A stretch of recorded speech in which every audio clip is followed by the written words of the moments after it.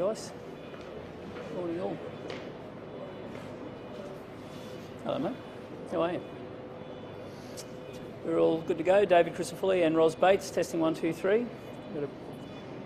Well, before we start, I just wanted to say on behalf of the opposition, but indeed all Queenslanders,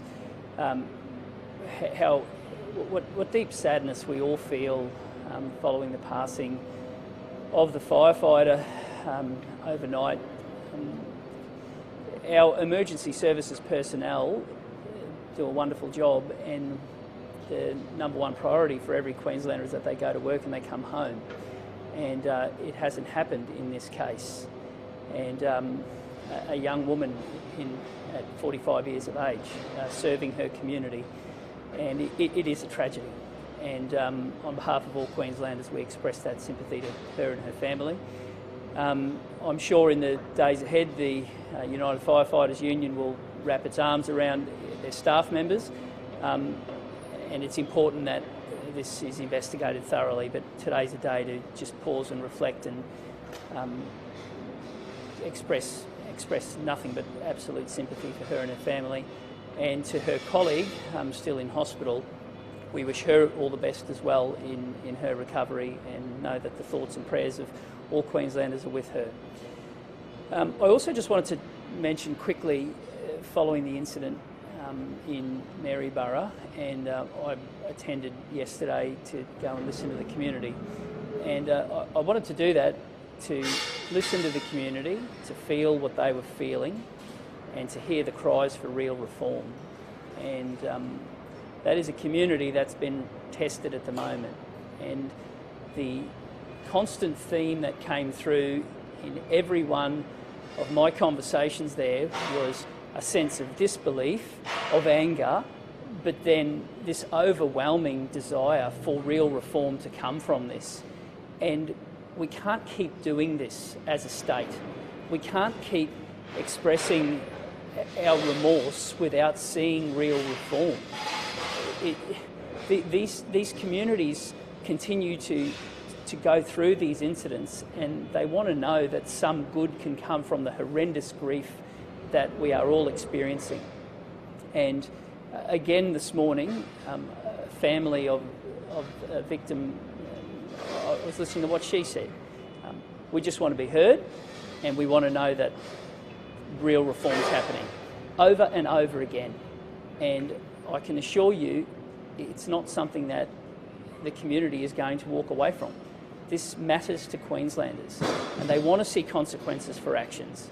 They want to see the unshackling of the judiciary and the removal of things like detention as a last resort, and they want to know that early intervention is a priority and we can turn kids around early. Because right now what is happening in Queensland is not working on both ends of the spectrum. We are failing the repeat hardcore offenders, we are failing the next generation of young crims, and we are certainly failing Queenslanders who just want to get about their life, to go to do a shift and go home and be in one piece, to go and connect with family and be able to know that you can do so safely. And at the moment it's not happening.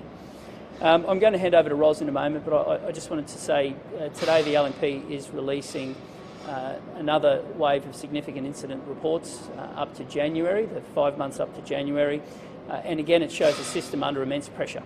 It shows Queenslanders in their hour of need not being able to get the services that they deserve and that they demand. That is not the fault of those staff. And behind every one of these incidents is a paramedic who would have known that at the end of the phone line was a desperate Queenslander they could not get to because of a system in crisis. And it is time for the government to start listening. We do need better resources. We do need to improve triaging. We need to share data in real time, and we need these doctors and nurses back in charge to heal the Queensland health crisis. What is happening in Queensland at the moment is a failure of service delivery across so many platforms, and Queenslanders are rightly deserving and demanding change in the services their government provides them. Good morning, Ros. Thanks, David. Ros Bates, Shadow Minister for Health and Ambulance Services and registered nurse. Well, Queenslanders deserve a world-class health system no matter where they live, and we know that Queensland Health was in crisis long before COVID. The shocking revelations of Queenslanders dying waiting for an ambulance in this latest release of data is appalling. We hear stories of a patient who waited 50 minutes with chest pain for an ambulance to arrive, a fall where they waited 1.5 hours, and then a cardiac arrest where the patient arrested on scene when the ambulances arrived. We know that ramping in Queensland is the worst in the nation at 41%, and to put that into perspective yet again, when Anna Bligh said that Queensland Health was a basket case, ambulance ramping was at 30%. Under the LNP it was reduced to 15%. Under the Palaszczuk Labor government it is now at 41%. I wanted to address today satellite hospitals. We know that the Premier's down on the Gold Coast yet again talking about satellite hospitals. These are not hospitals. They do not have overnight beds, they do not have EDs, they do not have theatres. They are multi-purpose health centres, and that's what they should be called. And in fact, Anastasia Palaszczuk and the Health Minister were told by the department that they shouldn't call them hospitals. And the reason they shouldn't be called hospitals is if you're down at Tugun and your father's having a heart attack and you waste valuable moments taking them to the Tugun Satellite Hospital, you will only then have to wait for a paramedic to transfer you to the Gold Coast University Hospital. It wastes precious time. The Premier said that they would be open this month, all of them. And she also said that they'd be on time and on budget. Well, they're $110 million over budget. On top of that, we know that the Health Minister is giving an address to CEDA this morning about the future of Queensland Health. Well, let me tell you, there is no future for Queensland Health under Yvette D'Arth. She is the worst health minister that we have ever seen. She's a fraud, a phony and a failure. And if Anastasia Palaszczuk wasn't so busy on the red carpet and checked out, she would have sacked her months ago. I also wanted to mention that David and I are off to Gladstone this evening, and we're going to meet with a lot of those mothers, many of whom have given birth on the side of the road. My understanding is that Yvette D'Arth was invited tomorrow but has declined the invitation. I'm happy to take questions. What's the messaging around the satellite hospitals? What's the danger in calling them satellite hospitals? Well, they're not hospitals. The general public, when they see the word hospital, think that there's going to be an emergency department, that they will have all of the paraphernalia that we'd normally have at an ED department, that you'll be able to be admitted if you are sick enough. There are no overnight beds, so they should be called what they are, and they're very important multi-purpose health centres. They're going to do things like dialysis and oncology, but they're not an emergency centre, they are not an ED, and there are no overnight beds. What would be the LNP's alternative to satellite hospitals, and if you win government, would you continue with it? Well, certainly the satellite hospitals should be renamed multi-purpose health centres, and yes, of course, we would continue with those. But what we need today, and what we've needed over the last 8 years, are beds. You know, all of these beds that have been announced by the Palaszczuk government are all in the never-never, and it's just not good enough. People need the beds now. By the time they actually open those beds, they will be superb. They won't even be what we need for today's population. So they have had 8 years to fix the health system. Now they want to ask you for another 8 years on top of that. How would the LNP increase beds in Queensland? Well, certainly we would build them faster and bring them in on time and on budget, which is something that the Palaszczuk Labor government can't do. There are a lot of things that you can do right now to free up beds, things like getting the specialists to discharge their patients on a Friday night so that you're not waiting till Monday morning. The reason that Monday morning and Monday night is the worst time for ambulance ramping is because patients haven't been discharged. You certainly should be doing things like that. Don't let patients sit in beds for 2 days waiting for tests that they could have externally from the hospital. Utilise those beds better and work better with the private system. And just on another note, I want to let you know that I did a ride-along, a 12-hour night duty shift with the QAS on Saturday night. It was an eye-opener for some of the things, particularly in the call centre. Now, we heard about the stress that the 000 operators put upon because they have got to decide when and where and how fast to send crew. Well, on Saturday night I listened to a joyous birth of a baby where the baby was born before the paramedics arrived. But on top of that I watched a young man coach a teenager through CPR on his father. And I listened to him count 1, 2, 3, 4 and the little boy doing the same thing on the other end of the phone. I mean, the patient apparently was resuscitated by the time the paramedics got there, but these are the sort of cases that I listened to the other night on the phone. Now, that 000 operator went straight on to the next call, and I know myself as a registered nurse attending cardiac arrest, what a head spin that puts you in after the arrest is over and whether or not it was successful or not. But to see the dedication of those 000 operators the other night was extraordinary. I went to quite a number of cases out in the community with the operations supervisors, including a stolen car rollover on the M1.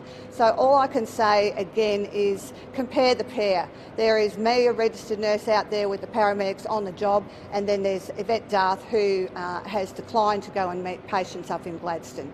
I want to again say how proud I am of the 000 operators and the paramedics for everything that they do, because by golly, none of you would want to do it. Thanks.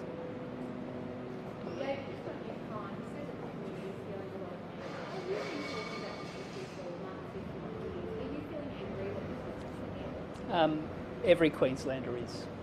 Every Queenslander has a mixture of emotions at the moment, and of course they're angry, and they're justified in being angry. But they, above all, they want to see real reform. They want to see some good come from the heartache. And I reflect on every conversation I've had with the Beaumonts, with the Fields.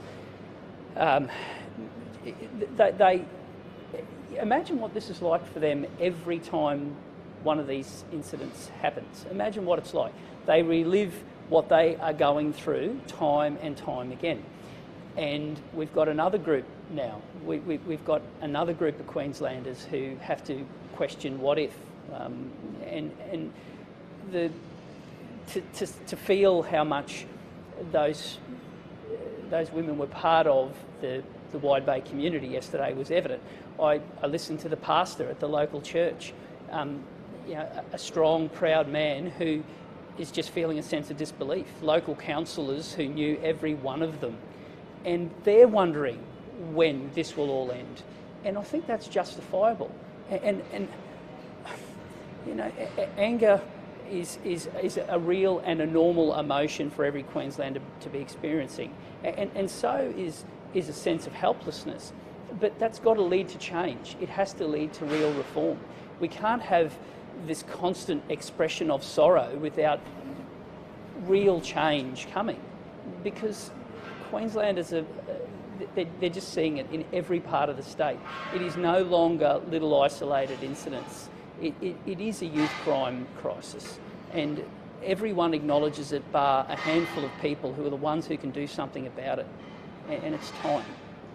You've said repeatedly you think fellows are young and should have done earlier. Putting that to the side for 1 second, the Premier said yesterday that it would take some time for their new youth crime laws to actually start having an impact at the same time. How long do you think is a reasonable amount of time before we can start to judge those laws success or failure? Tim, I said from the moment those laws were embarked on, we would never stand in the way of anything that could progress things even that much. But there are so many things that need to be part of the suite. Otherwise, it's tinkering at the edges.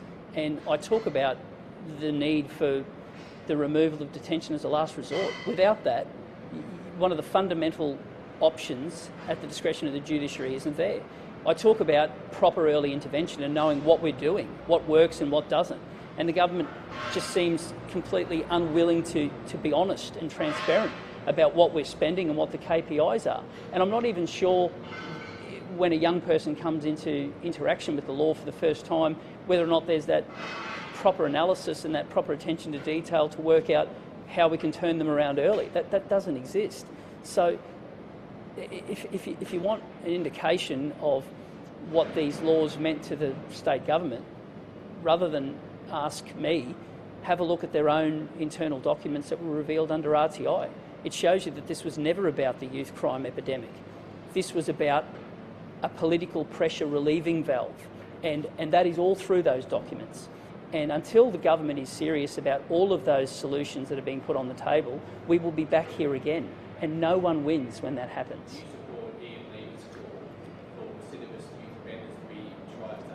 he should be listened to.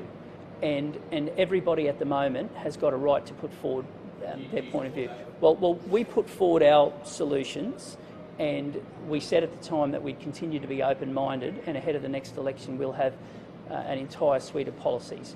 And we're listening to people from all ends of the spectrum.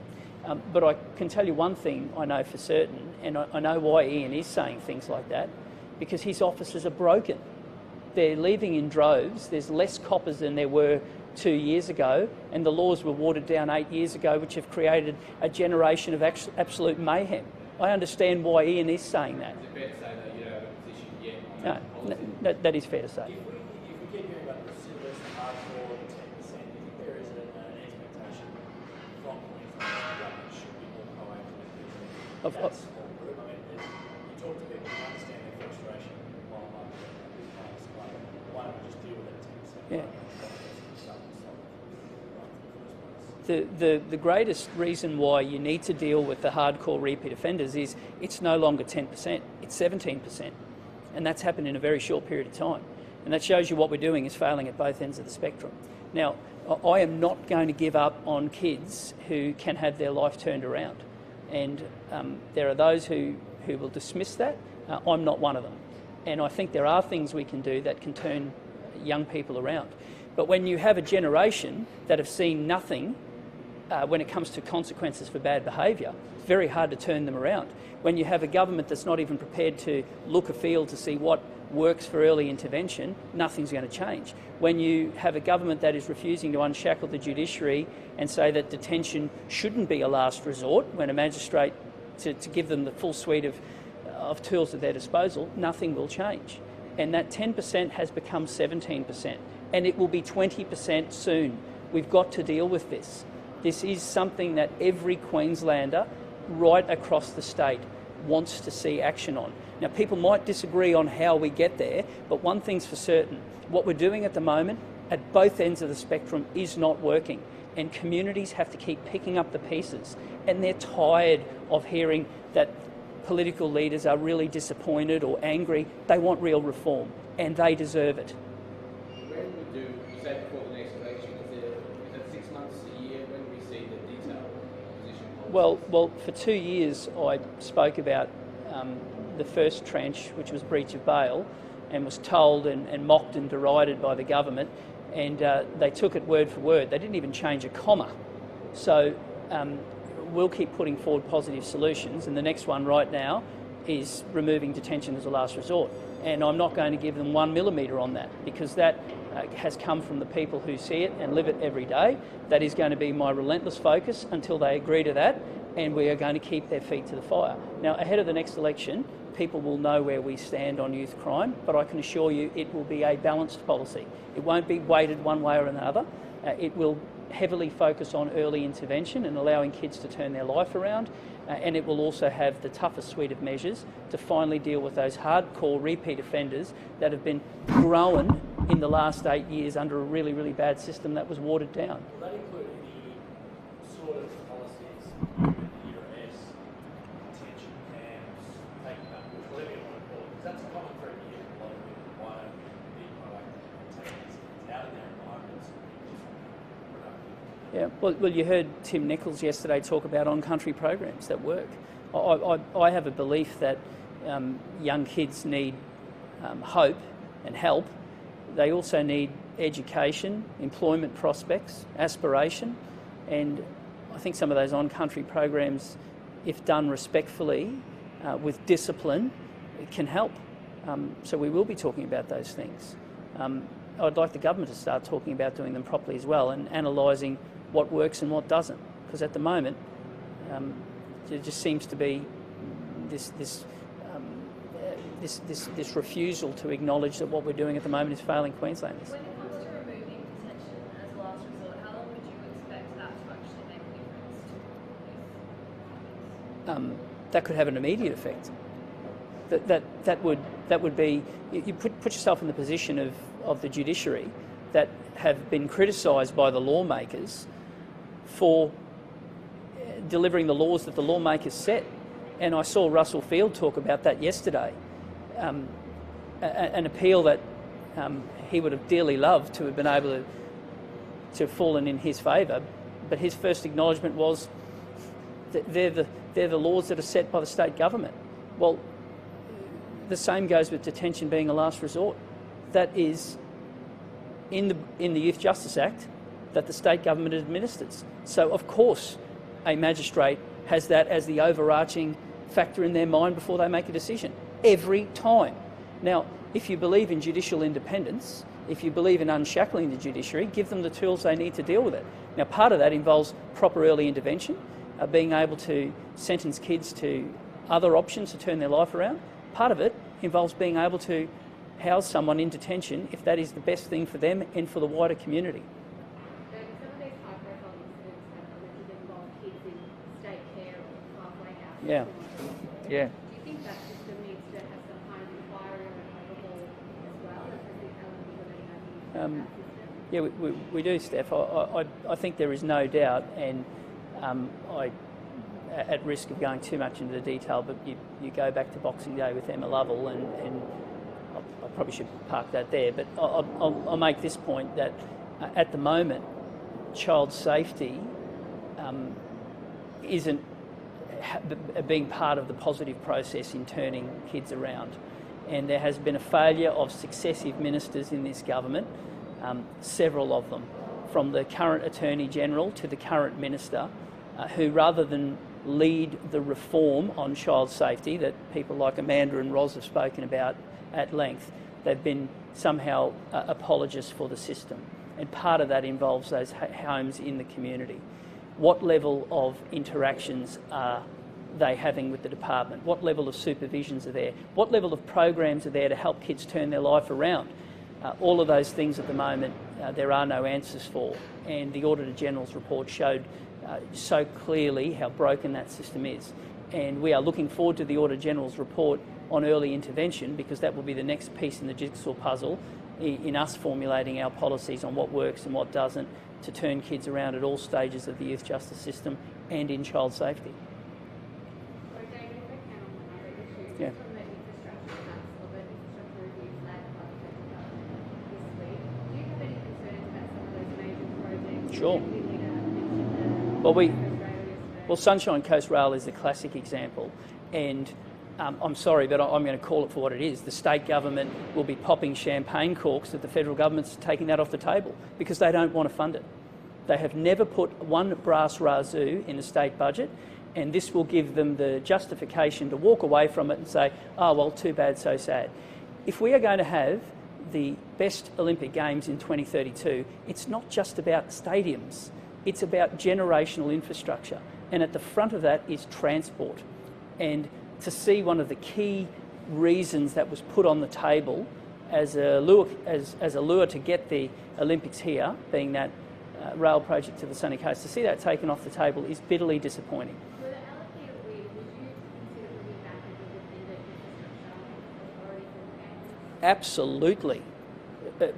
You can sign that. You can sign that in stone. Of course it should. And do you want to know who else knows it's the right thing? The Premier, because she promised to establish it when the bid for the Games was made. Why? Because it is the body that gets all levels of government into a circle and makes things work. But at the moment, it seems like the Olympics is increasingly becoming a vanity exercise for one person. And if you can't even get a straight answer on why a centrepiece sporting project has gone from $1 billion to $2.7 billion without somehow being mocked, it shows you that the government doesn't want the level of scrutiny. And if you get the federal government capping its commitment on the other project, on Brisbane Live, well, that tells you how much confidence they have in the state government to be able to deliver infrastructure if they're not around the table. So my message is very clear, and regardless of the colour of the government in Canberra or at City Hall, everyone will be around the table, because that's what good consensus government looks like, and that's how you get back to delivering value for money for taxpayers, because the government has completely walked away from that.